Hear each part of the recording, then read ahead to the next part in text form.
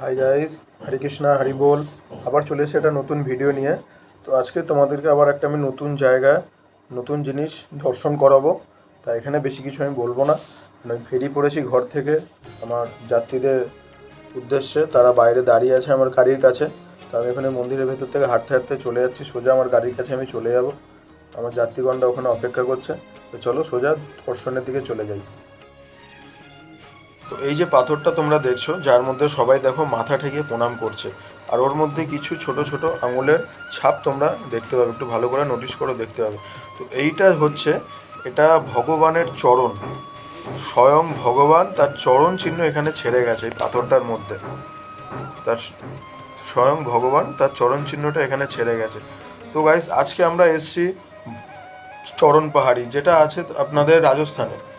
এটা আপনাদের পরে হচ্ছে রাজস্থানে। এই জায়গাটাকে বলা হয়, এই মন্দিরটাকে বলা হয় চরণ পাহাড়ি, যেখানে ভগবান স্বয়ং তার নিজের পায়ের ছাপ ছেড়ে গেছে। এখানে ভোলেনাথের এই যে শিবজির মন্দির আছে পাশেই, কারণ শিবজি ভগবান যেখানে থাকে শিবজি সেখানে থাকে।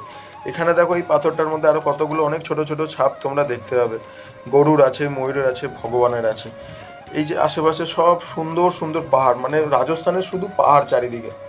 তো আমরা চলে এসেছি, এটা হচ্ছে চরণ পাহাড়ি, এটা রাজস্থানের মধ্যে পড়ে। আর এই যে জায়গাটা আমরা ঘুরছি, এই জায়গাটাকে বলা হয় কাম্যবন।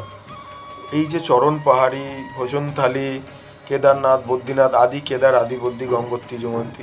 তো এই জায়গাটা, এই যে জায়গাটা, এটাকে বলা হয় কাম্যবন। এখানে দেখো সব ময়ূর ঘুরছে, এখানে সব ময়ূরের এখানে খাবার দেয়, ময়ূর, অনেক ময়ূর আসে এখানে খেতে।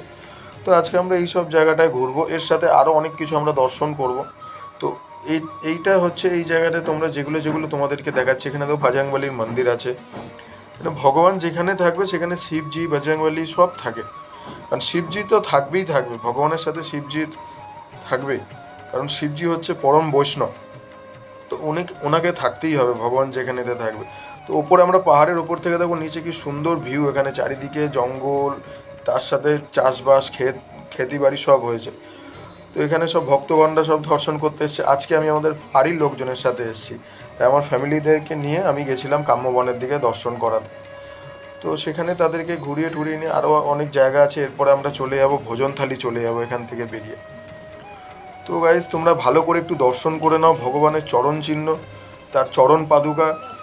আর একটাই কথা বলবো, সব জায়গায় তো ঘোরো, তো প্লিজ এখানে আসো, ভগবানের চরণ চিহ্ন স্পর্শ করে যাও। 5500 বছর পুরনো সেই চরণ চিহ্ন। এটা কোনো মানে কারোর হাতে তৈরি করা না, কিছু না, স্বয়ং ভগবান এখানে ছেড়ে গেছে। তার বন্ধু বান্ধবের সাথে খেলাধুলা করতে করতে তার বন্ধু বান্ধবরা তাকে খুঁজে পাচ্ছিল না, সেই জন্যই ভগবান এখানে তার চরণ চিহ্ন ছেড়ে দিয়ে তাদেরকে দেখিয়ে দিয়ে গেছে। এই ছিল আজকের ভিডিও।